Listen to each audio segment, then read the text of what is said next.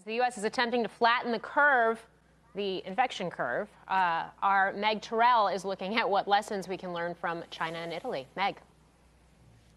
Hey, Morgan. Well, we're all wondering, how long we'll have to be doing these measures and when we'll be able to see an impact from them. Now, RBC's analyst Kenan McKay, who usually covers biotech stocks, and his team taking their modeling skills to the epidemiology we can see coming out of China, Italy, South Korea, and other countries. They've got some great graphs here. You can see the red line. That's China's total cases. And you see they did begin to start flattening that curve in the middle of February. They note when the lockdowns began in China, first in Wuhan and then in the greater province of Hubei. They say it was about 25 days after that, about 4 weeks, that they started to see the curve flatten. Unfortunately, that's when the blue line starts to take off. That's global cases, and when we start to see the cases rise in Italy, other countries, and of course now here in the United States. So looking at lessons from Italy, they start to look at the intensive care capacity of that country and when the mortality in that country started to spike. And what they find, of course, is that inverse correlation between how many patients can be treated by intensive care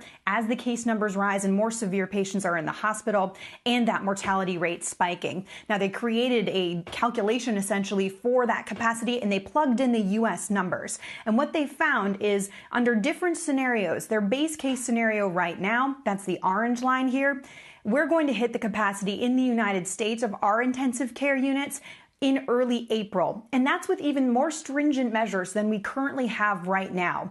That line on the right, the best case scenario, that's if we impose really strong restrictions, quarantines, making it even illegal to go outside, they tell me, in the epicenters of the outbreaks in the United States.